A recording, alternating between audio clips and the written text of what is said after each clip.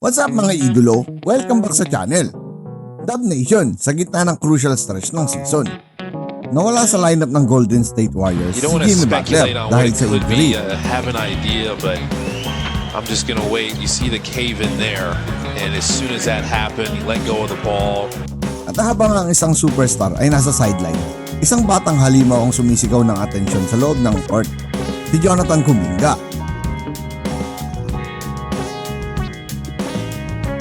Ngayon ang tanong, dapat pa ba siyang pakawalan?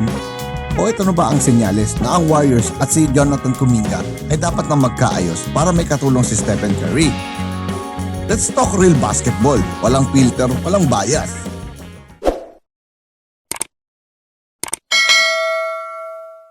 Naging malaking dagok sa Warriors ang pagkawala ni Jimmy Butler sa lineup at nakita ito kagabi sa laban nila kontra Raptors. Hindi lang dahil star siya, kundi dahil siya ang supposed closer, ang veteran presence, ang player na inaasahan mo sa playoff type moments. Pero dahil sa injury, nagbago ang rotation, nag-adjust ang sistema at nawala ang consistency. Sa NBA, isang bagay lang ang sigurado, availability is everything. Kahit gaano ka kagaling, kung wala ka sa court, wala kang impact. Kapag ang isang key player ay wala sa lineup, napipilitang mag-step up ang iba kasi maraming responsibilidad ang napupunta sa bata. At minsan, doon mo makikita kung sino talaga ang handa. At dito nagsimula ang mas interesting na kwento. Habang wala si Jimmy Butler, si Jonathan Kuminga ang naging gasolina ng Warriors sa laban kagabi. Seconds to work with. Melton, push ahead Kuminga. JK down the way.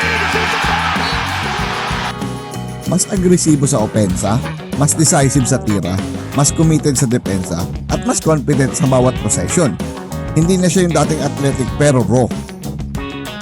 Ngayon, alam niya kung kailan aatake, kailan papasa, at kailan tatayo bilang leader. There you go. Get him in that rhythm. Perfectly thrown by Draymond. Dito, nagiging mahirap ang desisyon ng front office ng Golden State Warriors. Sa isang banda, may superstar na injured, may malaking kontrata, at may limitadong window. Sa kabilang banda naman, may batang player, malusog, gutom sa laro, at pataas pa ang trajectory ng laro. Biting. Thinks he's going left. No, he's not. Kuminga wasn't satisfied. He wanted to, even Coach Kerr's like, oh! Sa modern NBA, mas mahalaga na ngayon ang durability at consistency kaysa sa pangalan lang. Ngayon ang tanong, dapat pa ba talagang pakawalan si Kuminga? Kung ako tatanungin mo, hindi sa gantong sitwasyon. Habang wala si Jimmy Butler sa lineup at si Kuminga ang bumubuhat ng energy at scoring, mas lalong pinapatunayan ni Kuminga na hindi siya disposable. At siya ay insurance ng Warriors, bridge ng present at future, at posibleng cornerstone ng next era. Ang pag-trade sa kanya ngayon ay parang pagputol ng puno habang namumunga pa lang. Para sa mas malaking larawan, hindi na maibabalik ang oras.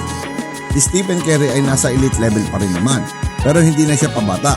Kailangan ng Warriors ng bagong dugo, bagong lakas at bagong haligi. At sa ngayon, si Jonathan Kuminga ang pinakamalinaw na sagot. Get him in that rhythm. Perfectly thrown by Draymond. Ang pagkawala ni Jimmy Butler sa lineup ng Warriors dahil sa injury ay naging test.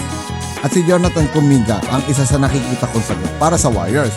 Kung pakakawalan mo siya ngayon, hindi lang player ang mawawala, ang future ang mawawala, kaya dapat maayusan ng Warriors ang alit na sa pagitan nila. At minsan sa basketball, ang pinakamagandang desisyon ay ang paniniwala sa batang handang umangat. What did you just do? Mr. Curry, we're like, whoa! Kayo mga idolo, dapat pa bang pakawalan ng Warriors si Jonathan Kuminga? Comment down below at ating itong babasahin. At baka pwede makalambing na rin ng like, subscribe, para sa mas marami pang NBA content. Once again, this is your Spotlight and Sports. Maraming salamat mga ka-sports.